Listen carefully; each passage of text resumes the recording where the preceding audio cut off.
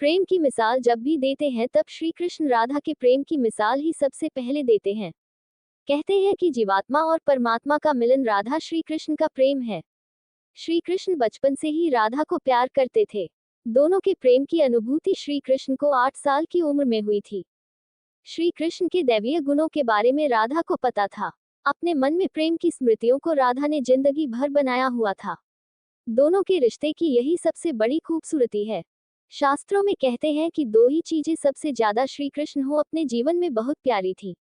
श्री कृष्ण की ये दोनों चीजें एक दूसरे से आपस में गहराई से जुड़ी थी और वो थी बांसुरी और राधा। राधा श्री कृष्ण की तरफ उनकी बांसुरी की धुन की वजह से ही खींची गई थी। श्री कृष्ण अपने पास बांसुरी राधा की वजह से ही रखते थे। श्री कृष्ण और राधा का मिलन भले नहीं हुआ लेकिन एक सूत्र में दोनों को हमेशा बांसुरी बांधे रखती है।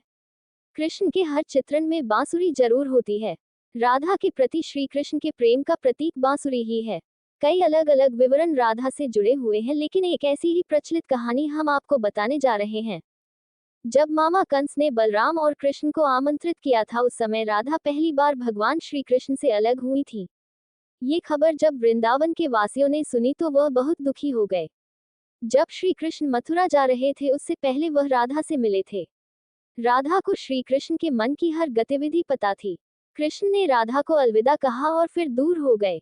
राधा से कृष्ण ने वादा किया था कि वह वापस आएंगे, लेकिन उनके पास कृष्ण वापस नहीं आए।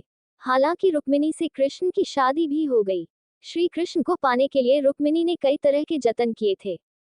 अपने भाई रुक्मी के खिलाफ रुक्मिणी ने श्री कृष्ण से शादी की। श्री कृष्ण से जिस तरह राधा प्रेम करती थी उसी तरह से रुक्मिणी भी करती थी। श्री कृष्ण को रुक्मिणी ने एक प्रेम पत्र भेजा था जिसमें लिखा था कि वह उन्हें आकर यहाँ से ले जाएं। उसके बाद रुक्मिणी के पास कृष्ण गए और शादी कर वृंदावन जब कृष्ण ने छोड़ दिया था तब से ही राधा का वर्णन भी कम हो गया।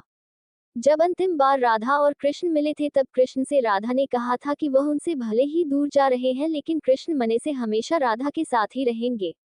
उसके बाद मथुरा जाकर कृष्ण ने कंस और बाकी के राक्षसों को मारकर अपना काम पूरा किया। उसके बाद द्वारका कृष्ण चले गए प्रजा की रक्षा करने के लिए, जिसके बाद उन्हें द्वारकाधीश के रूप में जाने जाना लगा। वृंदावन से जब कृष्ण गए तो एक अलग ही मोड़ राधा की जिंदगी ने ले लिया था।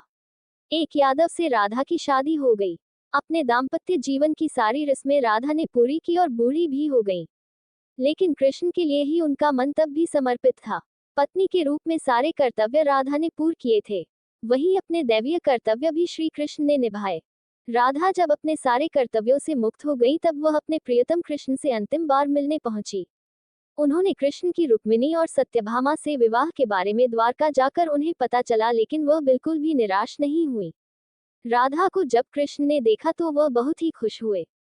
एक दूसरे से दोनों ने संकेतों के जरिए काफी देर तक बात की। कान्हा की नगरी द्वारिका में राधा को कोई नहीं जानता था। कृष्ण ने महल में राधा को देविका के रूप में उनके अनुरोध पर नियुक्त किया। महल में दिन भर राधा रहकर सारे काम करती थी। जब राधा को मौका मिलता था तो वह कृष्ण के दर्शन करती थी। श्री कृष्ण के साथ पहले जैसा आध्यात्मिक जुड़ाव राधा ने महसूस नहीं किया था, इसी वजह से वह महल से दूर जाने का फैसला कर लिया था। ऐसा फैसला उन्होंने इसलिए लिया ताकि श्री कृष्ण के साथ गहरा आत्मीय संबंध वह दूर जाकर दोबारा स्थापित कर पाएंगी।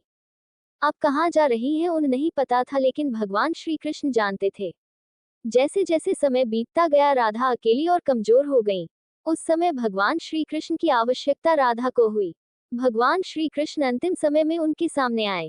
राधा से श्री कृष्ण ने कहा कि वह कुछ उनसे मांगे, लेकिन राधा ने उनसे इनकार कर दिया। दोबारा राधा से कृष्ण ने अनुरोध किया तो उन्होंने कहा कि वह एक अंतिम बार उनके लिए बांसुरी बजा दें। बांसुरी लेकर श्री कृष्ण सुरीली धुन में बजाने लग गए। दिन रात तब तक बांसुरी श्री कृष्ण ने बजाई जब तक आध्यात्मिक रूप से राधा कृष्ण में विलीन नहीं हो गई। अपने शरीर को राधा ने बांसुरी की धुन सुनते सुनते त्याग कर दिया। भगवान कृष्ण जानते थे कि उनका प्रेम अमर है। इसके बाद भी राधा की मृत्यु को बर्दाश्त वह नहीं कर पाए। प्रेम के प्रतीकात्मक अंत के रूप में कृष्ण ने अपनी बांसुरी तोड़ दी और झाड़ियों में फेंक दी। श्री कृष्ण ने इसके बाद से जीवन भर कोई भी वादक यंत्र या बांसुरी नहीं बजाई। शास्त्रों में कहा जाता है कि नारायण ने जब श्री कृष्ण के रूप में द्वापर युग में जन्म लिया था, उस युग में राधा रानी के रूप में मां लक्ष्मी ने जन्म लिया था, ताकि उनके साथ वह मृत्यु लोक में रहे।